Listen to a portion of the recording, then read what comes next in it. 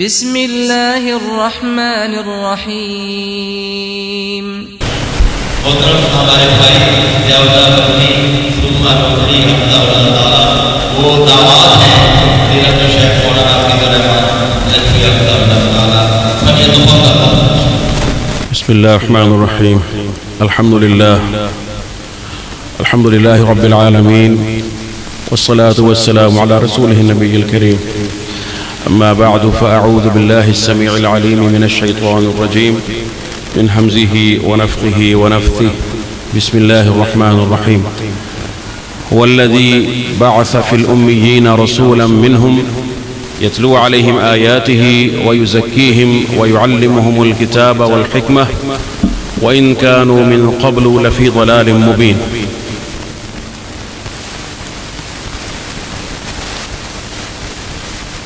انتہائی قابل قدر واجب الاحترام اساتذہ کرام اور سامعین کرام، یہ اللہ رب العزت کا بہت بڑا احسان ہے، اس کی نعمت ہے، اور یقیناً انسان کے لیے سعادت ہے کہ اسے اہل علم کی مجلس میں حاضر ہونے کا موقع مل جائے، اور اس بابرکت ماحول کی ضیاء پاشیوں سے، اس کے انوار سے اس کو منور ہونے کی سعادت اللہ کی توفیق سے مل جائے، تو جا کے انسان کو اپنی بات کہنے کا موقع بھی ملے۔ حقیقتاً جو محترم شیوخ نے ارشاد فرمایا ہے اس کے بعد کچھ بہت زیادہ بات کرنے کی گنجائش تو نہیں ہے، لیکن ہمارے وہ محترم بھائی، خصوصاً وہ طلباء کرام جو باذن اللہ تعالی اس جامعہ سے سند یافتہ ہو کر اور اللہ سبحانہ و تعالیٰ کے دین کی خدمت کا جذبہ لے کر یہاں سے جا رہے ہیں، اور پھر بالعموم تمام طلباء کرام جو یہاں پر موجود ہیں، تعلیم حاصل کرنے والے ہیں اور اس جامعہ سے وابستہ ہیں، ان کے لیے چند گزارشات کرنا چاہتا ہوں ایک بھائی کی نصیحت کے طور پہ، اور وہ یہ ہے کہ ہمیں بحثیت عالم اور علم سے منسوب ہونے کے ایک بہت بڑا اعزاز حاصل ہے، اور وہ یہ ہے کہ اس امت کی رہنمائی اللہ سبحانہ و تعالیٰ نے اہل علم کے ہاتھ میں رکھی۔ اس امت کی جو قیادت ہے، سیادت ہے، وہ اللہ نے اہل علم کے پاس رکھی ہے۔ العلماء ورثۃ الانبیاء۔ لیکن یہ قیادت، یہ سیادت جو در حقیقت امامت ہے، جو کہ امام الانبیاء و حنفاء ابراہیم علیہ السلام سے چلتی آ رہی ہے، اور جس کا اللہ نے بطور خاص قرآن کریم میں ذکر فرمایا کہ انی جاعلک للناس اماما، اس امامت کے لیے صرف کتابوں کو پڑھنا، ان کو یاد کرنا، ان کو حفظ کرنا کافی نہیں ہے، بلکہ اس کے لیے جو لوازمات ہیں انسان کے سینے میں جو ایک ملکہ علم کے حصول سے قبل پیدا ہونا چاہیے، وہ امانت ہے،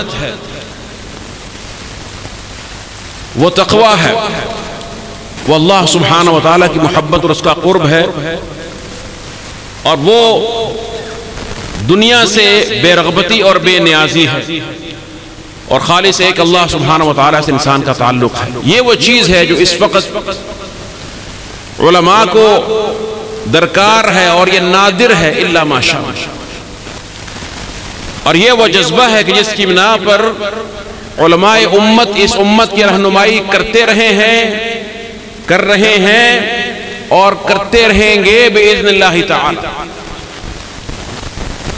اور اگر یہ جذبہ مفقود ہو گیا، یہ علم کے حاملین بھی دنیا کی شہوات، ملذات اور دنیا کی رغبات کی طرف مائل ہو گئے اور اس کا شکار ہو گئے، تو پھر نہ صرف یہ اس علم کی توہین ہے جو انہوں نے حاصل کیا، بلکہ خود اپنی بھی توہین ہے۔ تو اس لیے میں نے آپ کے سامنے جو آیت مبارکہ تلاوت کی ہے، اس کی روشنی میں صرف چند گزارشات۔ اس آیت مبارکہ میں اللہ رب العزت نے ایک حقیقت کی طرف اشارہ فرمایا، اور وہ یہ ہے کہ نبی مکرم علیہ السلام مبعوث فرمائے گئے امیین میں. اللہ سبحانہ و تعالیٰ نے اس امت کا ایک وصف جو ہے وہ امی بھی بیان فرمایا ہے. جیسا کہ اللہ کے رسول کی حدیث ہے، صحیح حدیث ہے کہ انا امت امیہ، ہم امی امت ہے، لا نکتب ولا نحسب، ہم لکھتے اور حساب نہیں کرتے ہیں. اس کا مطلب یہ نہیں ہے کہ حساب کتاب کرنا یا لکھنا کوئی بری چیز ہے، تو ایک فضیلت کی بات ہے. اقرأ بسم ربک الذی خلق خلق الانسان من علق اقرأ وربک الاکرم الذی علم بالقلم. قلم سے علم محفوظ ہوتا ہے، منتقل ہوتا ہے، جیسا کہ آج ہمارے پاس علم موجود ہے. اور یہ جو امیت، اس سے کیا مراد ہے قرآن کریم کی؟ اللہ کے رسول نے جو اس کو ایک فضیلت کے سیاق اور فضیلت کے مقام پر بیان فرمایا ہے اس امیت کو، اس سے کیا مراد؟ اس سے مراد یہ ہے کہ یہ امت اپنی فضیلت، اپنی قیادت کے لیے اور جمیع امتوں کی قیادت کے لیے، جس کو اللہ نے قرآن میں فرمایا کہ کنتم خیر امت اخرجت للناس، تم بہترین امت ہو. خیریت اس امت کا عظیم وصف ہے، تمام امتوں سے برتر ہو. تو یہ امیت سے مراد یہ ہے کہ اس عظیم منصب کے لیے، اس قیادت کے لیے یہ امت قرآن و سنت کے نور کے علاوہ کسی اور علم یا فن کی محتاج نہیں. ہاں، اگر کوئی اور علم یا فن ایسا ہے جو قرآن و سنت کے تابع ہو، اس کی ترویج میں، اس کی اشاعت میں، اس کے نفاذ میں معاون بنتا ہے، خادم بنتا ہے، تو وہ بھی افضل بن جاتا ہے، وہ بھی افضل بن جاتا ہے. لیکن جس طرح سے محمد رسول اللہ صلی اللہ علیہ وسلم اور صحابہ اکرام، آپ امی تھے. النبی الامی الذی یجدونہ مکتوبا عندہم فی التوراۃ والانجیل، آپ کا یہ وصف بیان ہوا ہے، تمام کتب کے اندر بیان ہوا. اور اسی طرح سے صحابہ اکرام کو بھی اللہ سبحانہ و تعالیٰ نے یہ اعزاز دیا کہ انہوں نے پوری دنیا پر حکومت کی ہے اور خالص کتاب و سنت کے علم کی روشنی میں، کسی دیگر علوم سے متاثر نہیں ہوئے ہیں، مرعوب نہیں ہوئے ہیں، خود میں احساس کمتری پیدا نہیں کیا کہ ہم کیا کر سکتے ہیں، ہم تو اس علم سے محروم ہیں، ہمارے پاس تو فلاں علم نہیں ہے، فلاں نہیں ہے.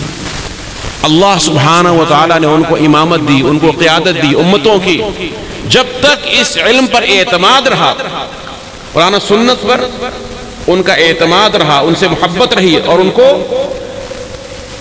ان کے اندر یہ جذبہ حاصل رہا کہ علم وحی کی برتری ہے تمام علوم پر، اور اسی سے تمسک میں عزت ہے، اسی سے تمسک میں نجات ہے، اللہ نے ان کو غالب رکھا.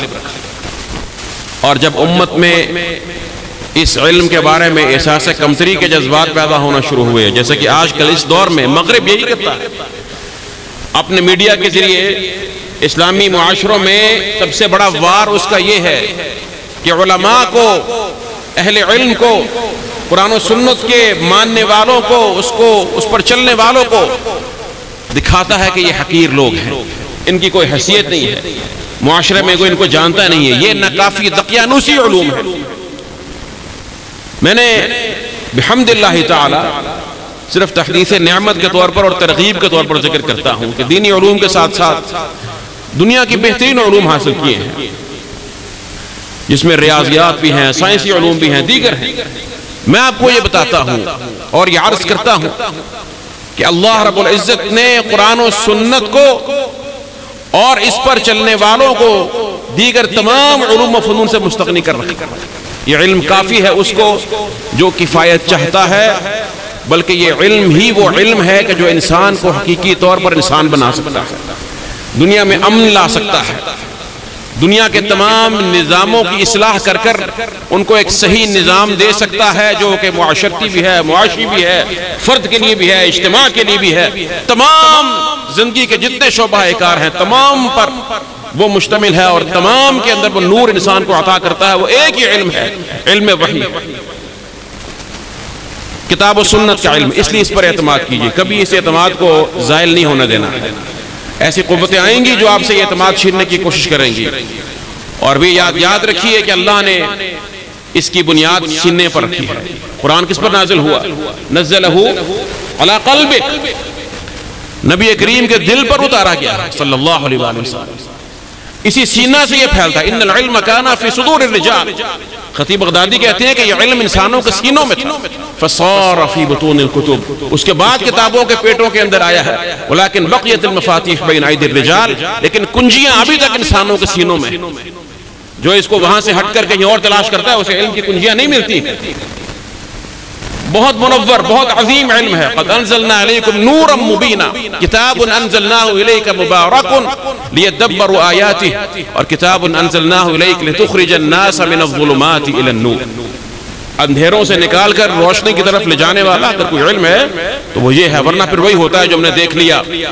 جو سائنس کا راگ دن رات الاپتے رہتے ہیں وہ بنیادی انسانی تہذیب اور بنیادی انسانی ادب سے بھی عاری انسانیت سے بھی عاری ہو جاتے ہیں. نیوزی لینڈ میں کیا ہوا؟ جو مقتل بنایا گیا اللہ کے گھر کے اندر جو درندگی یہ ہے اس تہذیب کا اثر. جو اپنے آپ کو امن کا داعی اور امن کا شہسوار کہتے ہیں اس لیے کہ تہذیب سے انسانیت سے محروم ہے. یہ علم انسان بناتا ہے. احساس کمزوری کا شکار نہیں ہونا ہے. اللہ کی رحمت سے اس علم کے حفظ پر اس میں فقاہت کے حصول پر توجہ مرکوز رکھنی ہے. اللہ سے دعا کرنی ہے اس سے آپ کو اللہ نور عطا فرمائے گا. اس سے اللہ آپ کو امامت عطا فرمائے گا. ثابت قدم رہنا ہے. وَجَعَلْنَا مِنْهُمْ أَئِمَّةً يَهْدُونَ بِأَمْرِنَا لَمَّا صَبَرُوا وَكَانُوا بِآيَاتِنَا يُوقِنُونَ. اللہ نے دو صفات بیان فرمائی ہیں امام کی. ائمہ کرام فرمایا ہم امام بناتے ہیں جب وہ صبر کرتے ہیں شہوات کے مقابلے میں تکالیف کے مقابلے میں دعوت کے راستے میں تعلیم کے راستے میں. آپ کو تکالیف مصائب ترغیبات تحریصات آئیں گی صبر کرنا ہے. اور دوسرا اس صبر کے لیے جو باطنی قوت ہے وہ یقین. وَكَانُوا بِآيَاتِنَا يُوقِنُونَ. بالصبر والیقین تنال الامامۃ فی الدین. ابن قیم فرماتے ہیں کہ صبر اور یقین سے انسان کو دین میں امامت مل جاتی ہے. اللہ کی رحمت سے امامت کا حصول ہوتا ہے. صبر اور یقین رکھنا ہے اللہ کے وعدوں پر قرآن و سنت پر یقین رکھنا ہے. ابھی ہوگا. آپ جب جائیں گے دنیا کی چکا چوند آپ کو متاثر کرے گی. آپ کے پاس آئے گا شیطان تمام راستوں سے آئے گا آپ کے پاس. لیکن آپ نے مرعوب نہیں ہونا. اسی علم کا جھنڈا اور اس کا علم بلند رکھنا ہے. اللہ کے توفیق سے اللہ آپ کو عزت دے گا. جس طرح اللہ نے ہم سے پہلی امت کو عزت عطا فرمائی جو ہمارے لیے رہنما ہیں.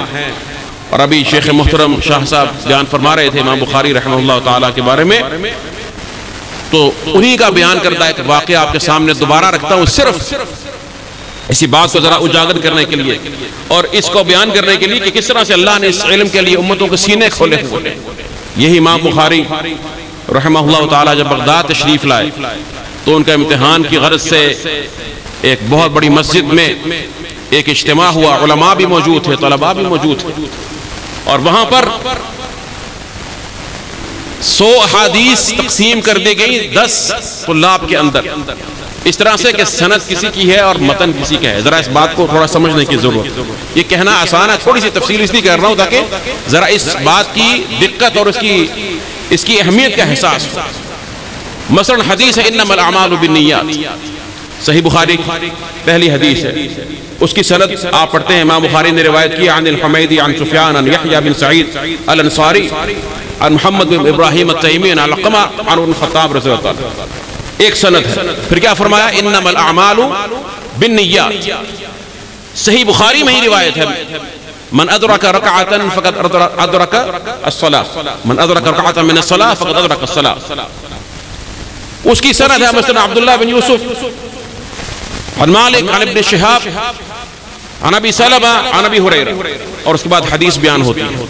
اب اگر اس حدیث کی سند کو جو من ادرک رکعتن کی سند ہے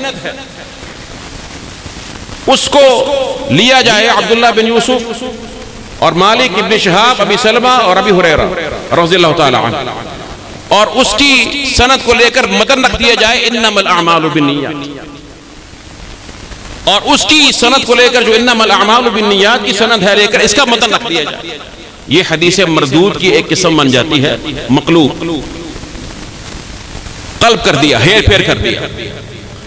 اور یہ اس طرح ہیر پھیر کرنے کے بعد سند کسی کی ہے متن کسی کی ہے. 10 احادیث ایک طالب علم کو دے دی گئی 10 دوسرے کو اس طرح سے 10 کو دی.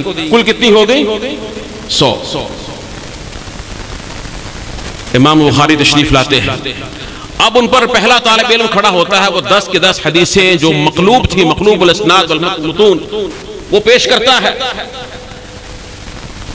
امام بخاری ہر حدیث کے آخر میں یہی کہتے ہیں جیسے کہ آپ نے شیخ محترم سے سنا کہ معرف میں نہیں جانتا۔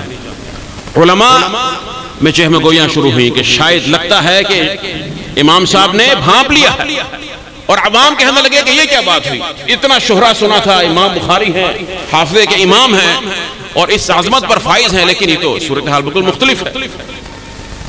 لیکن پھر اس کے بعد امام بخاری نے جب وہ مکمل کر چکے 100 کے 100 تو پہلے طالب علم کو اٹھایا اور اسے کہا کہ تم نے جو 10 پڑھی تھی وہ یہ تھی، اور اسی ترتیب کے ساتھ سنائی، اور کہا کہ اس کا صحیح جو اس کی سند ہے اور اس کا جو متن ہے جو سند سے متعلق ہے وہ یہ ہے۔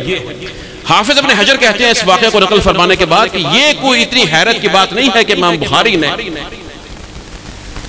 صحیح احادیث بیان کر دی اور جو سند جس متن کی تھی اس کے ساتھ بیان کر دی۔ کہتے ہیں کہ اصل میں حیرت اور کرامت کی بات یہ ہے کہ اسی ترتیب سے جس ترتیب سے ہر طالب علم نے ذکر کیا تھا اس غلط ترتیب کو پہلے سامنے رکھا، اس کو اس ترتیب سے بیان کیا اور اس کے بعد پھر صحیح بیان کیا، یعنی ایک دفعہ صرف اس کے بولنے سے امام بخاری کے حافظے میں محفوظ ہوگا کہ اس نے کیا بیان کیا ہے، کون سی 10 احادیث کس طالب علم کی ہیں اور کس ترتیب سے ہیں۔ سبحان اللہ۔ تو حافظ عراقی نے اسی واقعے کو بیان کیا، وَنَحْوُهُ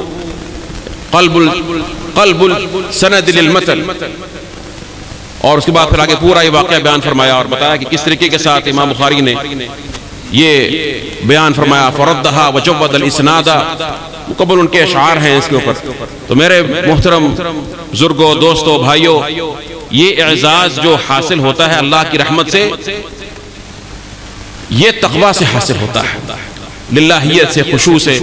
تو اللہ مجھے اور آپ کو صحیح معنوں میں اس علم کی عظمت کو پہچاننے کی توفیق عطا فرمائے اور اس پر چلنے کی توفیق عطا فرمائے، اور ہمارے قلوب کو، اذہان کو اس علم سے منور فرمائے، اور ہمیں وہ مقام عطا فرمائے جو اللہ سبحانہ وتعالیٰ نے اس امت کے اہل علم کے لیے، علماء کے لیے رکھا ہے، اور وہ انبیاء کی وراثت ہے۔ وباللہ تعالی توفیق، وصلی اللہ تعالی وسلم علی نبینا۔ ماشاءاللہ، یہ تھے فضیلت اللہ ہمارے انتہائی محترم معزز بھائی ضیاء اللہ اپنی مانوی حفظہ اللہ